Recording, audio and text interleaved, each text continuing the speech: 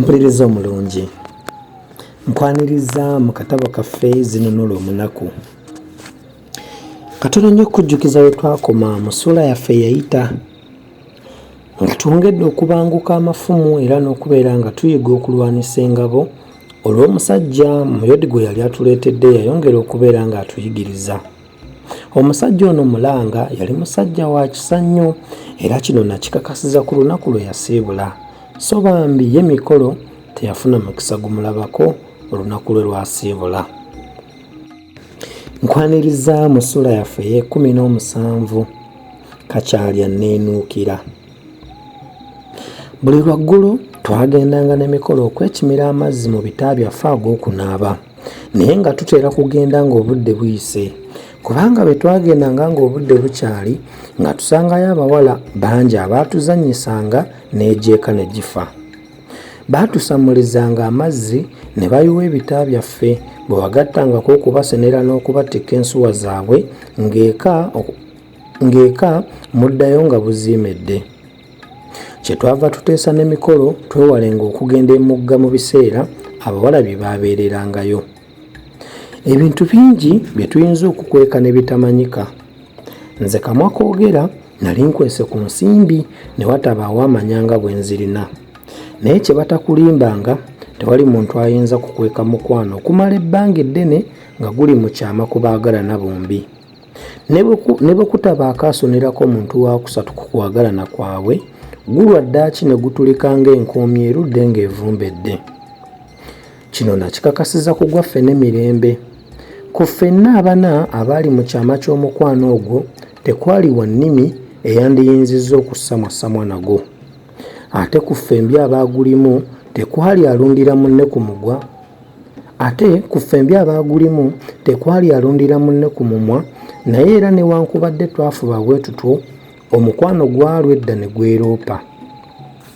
Mpozzi olw'okubanga ekirowoozo ky'okwagalana kiba mu myoyo ebiri, kyekiva kibeera ekizibu okukondoobya. So newankubadde ab'edda baali baalugereza nti ababiri be babirira ebigambo naye abasatu babisattulula. Nze ndowooza nti babibirira byama birala naye si byakwagalana.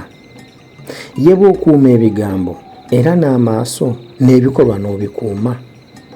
Kyangu okubaawo abasobola kino, naye oba weebali kale naye ffe twalemwanga bw'onaalaba.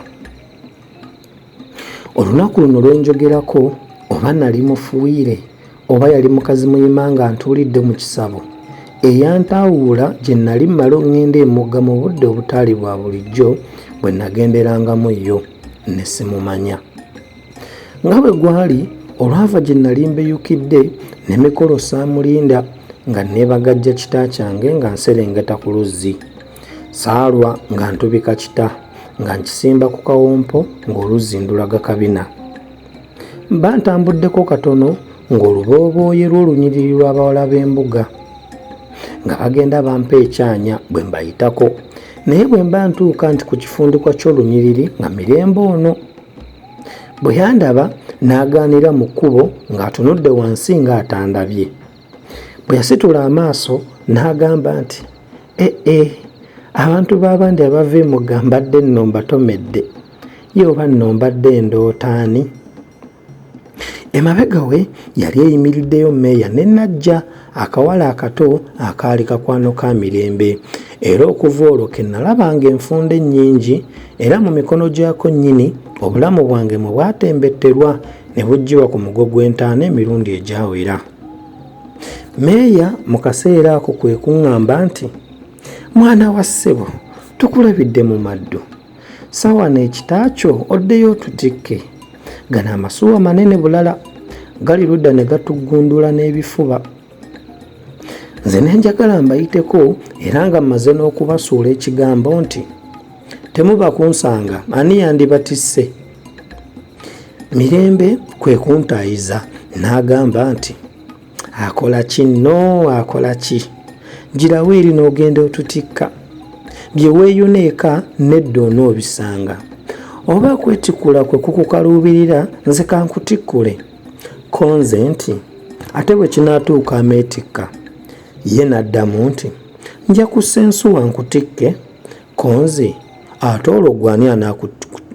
olwo gwani anaagikutikka ko ye owanga kino leka kulonzalonza girawo eri n'ogenda otutikka nze naafuna omuzira kisaana akuntikkira munnange raba nno okugenda okwezimuukiriza ng'abawala abalala abagenza obusimba emugga batuyitako bwe nalaba nga okugugubira ku butagenda kubatikka kijja kwongera kummalira biseera nga nzisa kita wansi nga nzirayo ku luzzi. Okugenda okutuuka ku luzzi ng'abawala bonna bamaze okwetikka basoyasoya baddayo. Saalwa nga nsenera bano mazzi nga mbayita bave ku mayinja kwe baali beegungulumye bajje mbatikke bwe bataagaana. Bwe nayitanga omu ng'agamba nti sooka gundi ate bwe nayita ng'agambiddwa nga naye addamu nti sooka otikka oli nti ye lwaki tojja n'otusitula. Bwe nasitusanga ono ng'omulala atuula wamma ggwe nga gufuuka muzannyo. Ddaaki ng'obudde bwewerekedde nga lwe bakkiriza mbatikke nga mbatikka. Ampuliriza omulungi olwakadde akatutwala kantindiggwa nzikiriza tukomaawo olwaleero we tujja okutandikira tumanye biki ebyaddirira. Akuume atakumira mpeera.